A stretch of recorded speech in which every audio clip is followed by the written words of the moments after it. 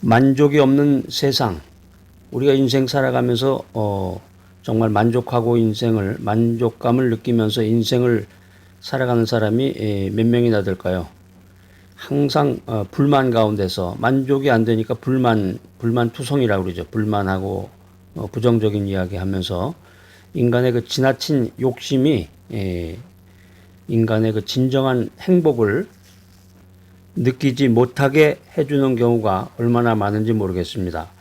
오늘을 소중히 생각하고 오늘 주어진 것에 대해서 정말 진정으로 감사하고 만족할 수 있다면 그 사람은 진정으로 인생에서 행복한 사람이라고 생각이 됩니다. 어떤 부흥 강사 목사님이 한 교회에 가서 집회를 하기에 앞서서 그 교회로부터 전화를 받았습니다. 이제 교회에서 뭔가를 물어봐야 되겠죠. 정보를, 목사님에 대한 그 집회 정보를. 목사님, 설교 제목과 본문을 저에게 알려주시기 바랍니다. 목사님이 말하기를 본문은 시편 23편이고 제목은 여호와는 나의 목자시니 입니다. 이렇게 얘기했더니 그 교회 사무직원이 여호와는 나의 목자시니 이렇게 하면은 문장이 다 끝나지 않은 것처럼 들리니까 그것이 전부인가요? 이렇게 얘기를 했습니다. 목사님이 그 설교 제목을 여호와는 나의 목자시니 그러니까 이게 뭔가 끝나지 않은 것 같잖아요. 만족을 못한단 말이에요. 사무직원이. 그래서 물어보기를 그게 전부예요? 그런 얘기를 했다는 거예요. 그러니까 목사님이 예 맞습니다. 그게 전부입니다. 전부입니다. 그랬더니 교회 사무직원이 여호와는 나의 목자시니가 전부입니까? 이렇게 다시 물어보는 거예요. 그러니까 목사님이 답답했는지 여호와가 나의 목자시면 다 됐지 뭐가 더 필요합니까? 이렇게 얘기했다고 그래요. 그런데 이 소리를 듣고서 갑자기 이 사무직원에게 어떤 깨달음이 왔습니다. 하나님이 우리 삶의 목자가 되신다면 무엇이 더 필요하겠습니까? 그런 말에 대해서 예 맞습니다. 여호와가 목자시면 만족하겠군요. 이런 대답을 했다고 합니다. 이 간단한 대화 속에서 두 사람에게 똑같이 도움이 되는 좋은 깨달음을 제공할 수가 있었습니다. 자, 오늘 이 귀한 메시지 들으시는 여러분들은 어떻습니까? 여러분들에게 만족을 주는 것이 무언가요? 저녁에 출출할 때면 라면 한 그릇이 여러분에게 만족을 줄 수도 있고 점심때 아주 화려한 호텔에 가서 호텔 뷔페로 먹는 것이 여러분에게 만족을 줄 수도 있고 남대문 뒷골목 허름한 데 가서 그 국수 한 그릇이 여러분에게 만족을 줄 수도 있을 것입니다. 신약성경 빌립보서 4장 10절로 13절에 보면은 이 사도 바울의 유명한 고백이 기록이 되어 있습니다. 특별히 4장 11절에 보면 이런 말씀이 있어요. 내가 궁핍함으로 말하는 것이 아니라 어떤 형편에든지 내가 자족하기를 배웠노니 이런 말씀이 기록이 되어 있습니다. 여기 배웠다 이런 단어가 나오는데 이 배움이라고 하는 것은 경험에 의한 학습을 말하는 것입니다. 바울은 어느 한순간에 자족한 것을 깨달은 것이 아니라 오랜 세월 시행착오를 통해서 마침내 자족하는 방법을 배우게 되었다. 이런 고백을 하고 있는 것입니다. 그러니까 우리가 자판기 같은 데 가가지고 돈을 넣고서 그 만족을 딱 한 방에 그냥 꺼내는 게 아니라 어떤 세미나 같은 데 가가지고 그 유명 강사 이야기를 들으면서 그 만족에 대한 모든 것을 한순간에 깨닫는 것이 아니라 인생 살아가면서 오랜 세월 시행착오를 겪는 거죠. 잘못할 수도 있고 잘할 수도 있고 좋은 기억일 수도 있고 나쁜 기억일 수도 있고 오랜 세월 동안 이 시행착오를 통해서 마침내 이 자족하는 방법을 배우게 되었다. 이게 사도 바울의 이야기예요. 우리의 삶이라는 게 지금 굉장히 어렵고 힘들고 고난 가운데 있습니다. 어려운 시대를 맞이하고 있는데 우리가 지금 이 시대에 배워야 할 가장 소중한 삶의 교훈이 있다면 그것은 바로 자족이라고 생각이 됩니다. 지금은 자족의 레슨을 배워야 할 때입니다. 자, 여러분, 무엇이 자족입니까? 자족. 어떻게 하면 우리가 자족하는 인생을 살 수 있을까? 자족의 의미가 무엇인가 한번 생각해 보겠습니다. 무엇이 자족하는 것일까? 자족이라는 게 뭘까? 이 어려운 시대를 맞이해서 아주 가장 크게 주목받고 있고 반복적으로 자주 듣는 단어가 있는데 그게 뭐냐면 이제 절제하라, 절약하라 이런 단어죠. 그래서 가정에서도 2만 원짜리 비싼 거 점심 때 먹는 거 대신에 10,000원으로 줄이기도 하고 또 10,000원짜리 먹던 사람은 7, 8천 원짜리 식사로 줄이기도 하고 요즘에 그 서울 시내에 그 짜장면 싸게 파는 집 거기에 대한 그 정보나 홍보가 아주 유명하게 팔려나간다고 합니다. 요즘에 그 착한 가격이라는 말이 또 유행이죠. 착한 가격. 그래서 짜장면이 보통 7, 8천 원 뭐 이렇게 보통 가격이라고 그러면 서울도 보니까는 동네마다 가격이 다 달라요. 종로구, 뭐 성동구, 뭐 관악구 그 동네마다 그 짜장면 가격이 다 천차만별이더라고요. 그런데 그 착한 가격에 그 보통은 이제 6,000원에서 한 8,000원 사이 짜장면이 그렇게 나가는데 보통 짜장면이 그런데 이제 그 착한 가격이라고 그래가지고 한 3,000원, 4,000원짜리 그런데 뭐 줄을 쓸 것 같아. 그 알기만 하면 거기를 찾아갈 것 같은데 사람들이. 아무튼 절제와 절약이라는 단어가 지금 성행하고 있습니다. 근데 교회적으로도 보면 이 한국 근대사에서 우리나라가 어려웠을 때 가장 앞장서서 절제 운동 캠페인을 기독교가 벌였습니다. 이게 굉장히 기독교가 앞선 사회 운동을 했던 그런 기록들이 있는데 YMCA라든가 YWCA 같은 데서 이 절제 운동을 아주 활발히 펼쳐왔다. 이런 기록을 우리가 살펴볼 수가 있겠습니다. 그런데 이 절제나 절약이라는 단어를 포함하는 훨씬 더 적극적인 의미를 담은 단어가 자족이다라고 생각합니다. 이 자족이라는 단어는 절제나 절약이라는 단어보다 훨씬 더 이 적극적인 포지티브한 의미를 내포하고 있는데 우리가 절약한다, 절제한다, 그러면 이제 아낀다, 안 쓴다, 참는다 이런 걸 이제 금방 생각하게 되는데 우리가 이제 아나바다 운동이라고 그러죠. 아껴 쓰고 나눠 쓰고 아나바다니까 아껴 쓰고 나눠 쓰고 또 뭐예요? 바꿔 쓰고 다시 쓰는 운동 이걸 이제 아나바다 운동이라고 그러는데 절약 캠페인의 그 일환으로 그런 일을 하고 있습니다. 아주 좋은 거죠. 자, 그런데 이런 단어보다도 훨씬 더 파지티브한 적극적인 성경의 개념이 자족이라는 말이에요. 자족. 이게 성경에 나오는 말이니까 우리가 절약하고 안 쓰고 참는데 그렇게 하면서도 우리 내면적으로는 이 갈등이 생기죠. 갈등과 고통을 경험하게 되는데 이 자족이라는 것은 마음에 이 평안이 있는 상태예요. 자족이라고 하는 것은 마음에 평안이 있는 상태다. 다시 말하면 우리를 둘러싸고 있는 이 여러 가지 어려운 외적 환경에도 불구하고 이 내 마음 속에는 넉넉한 만족의 여유를 가지고 있는 상태, 넉넉한 만족의 마음을 가지고 있는 이런 마음의 상태, 이걸 가리켜서 자족함이다, 자족이다 이렇게 표현을 하는 것입니다. 사도 바울이 참 굉장히 그 철학적인 얘기를 많이 한 거예요. 이게 언어라는 게 스피칭이라는 게 언어라고 하는 것이 단축된 그 함축된 말로서 그 생각과 사상을 표현을 해야 되는데 사도 바울이 그 자족이라는 말을 사용을 했는데 지금 빌립보서 4장 11절에서 자족이라는 단어를 사용했는데 디모데전서 6장 6절입니다. 디모데전서 6장 6절에 보면은 이런 말이 기록이 되어 있습니다. 자족하는 마음이 있으면 경건이 큰 이익이 되느니라. 다시 말해서 이 자족이라는 것이 두 개의 개념을 결합해 놓은 말이라는 거죠. 내적인 통제와 평안함입니다.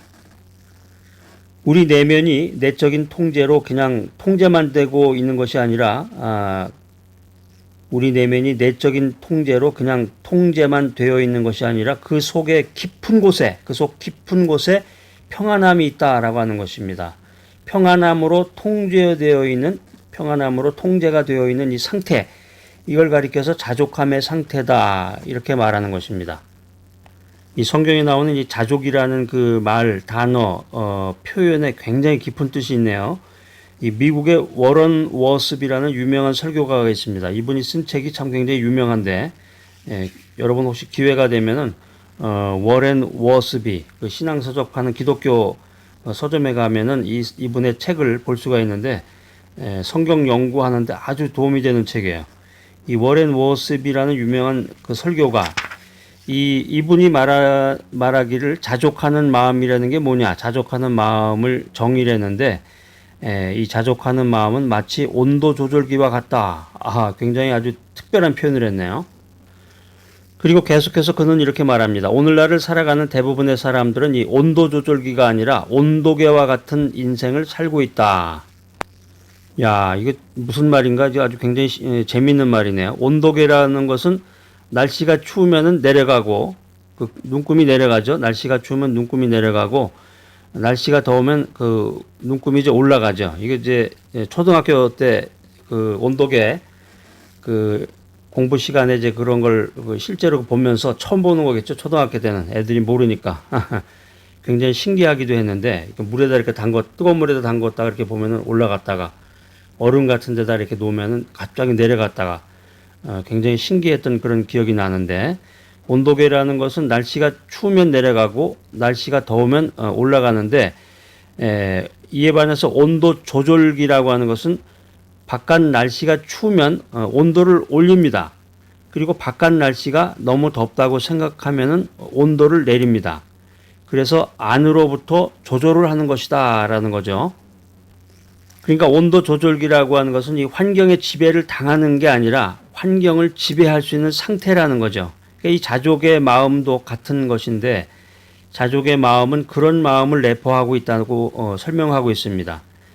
그러니까 이 자족이 없으면 사람의 욕심은 통제가 불가능합니다. 계속해서 인간은 끝없는 욕망의 바다를 헤맬 수밖에 없습니다.